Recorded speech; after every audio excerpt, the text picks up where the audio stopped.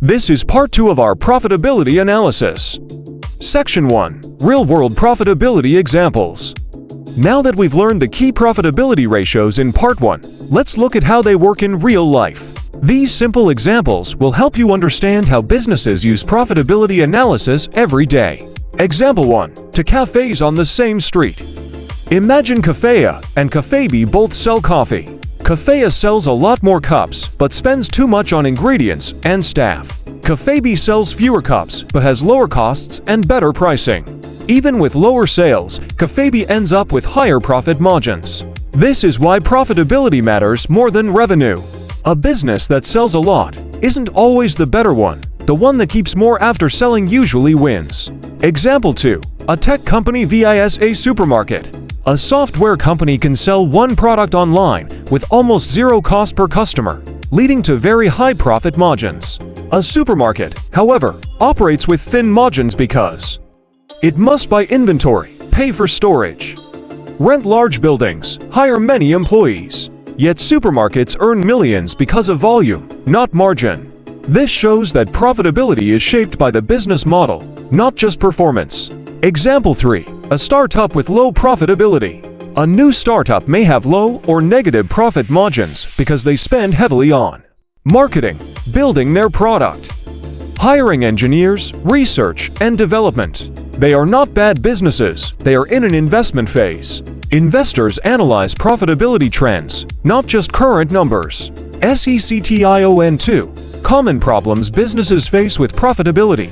Profitability is rarely perfect. Most companies face predictable issues. Problem 1. Rising costs. Raw materials, labor, fuel, or rent increases can shrink profit margins, even if revenue stays the same. Problem 2. Poor pricing strategy. Some businesses sell too cheaply to attract customers, but end up hurting profitability. Problem 3. Too many low-margin products.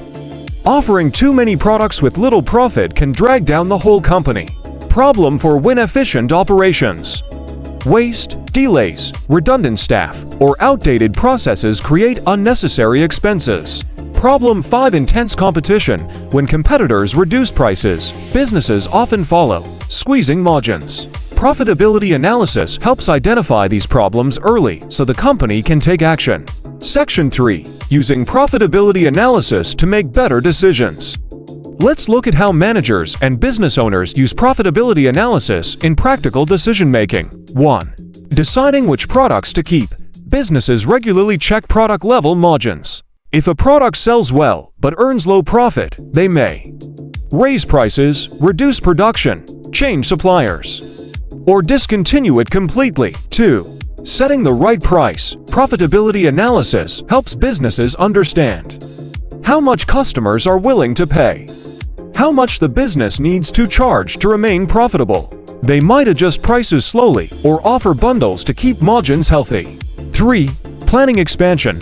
Before opening a new branch or launching a new product line, companies test profitability indicators to see whether the idea is financially sustainable, how long it will take to break even, what risks they might face.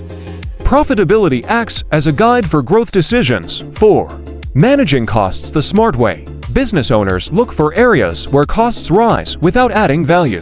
This can include energy bills, unproductive labor, unnecessary subscriptions, inefficient supply chains.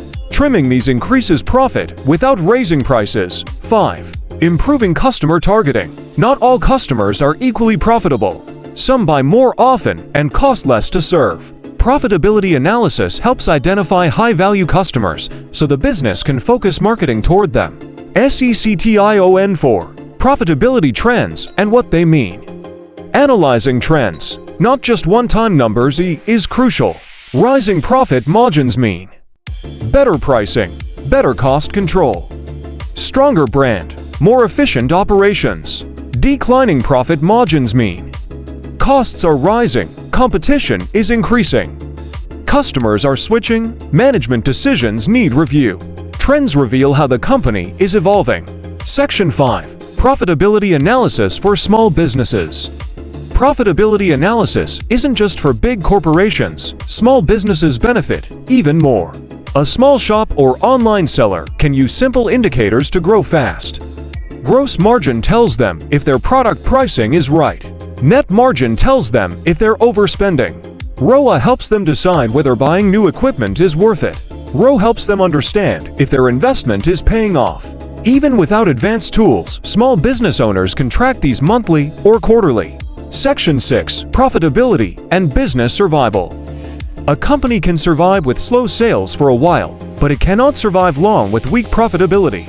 Even large businesses collapse when they grow too fast without profit, borrow too much without returns, expand without cost control. Profitability is the foundation of long-term survival. Think of it like oxygen. You don't always notice it, but you can't live without it. Profitability is the core of business success. And that brings us to the end of part 2 of our profitability analysis series.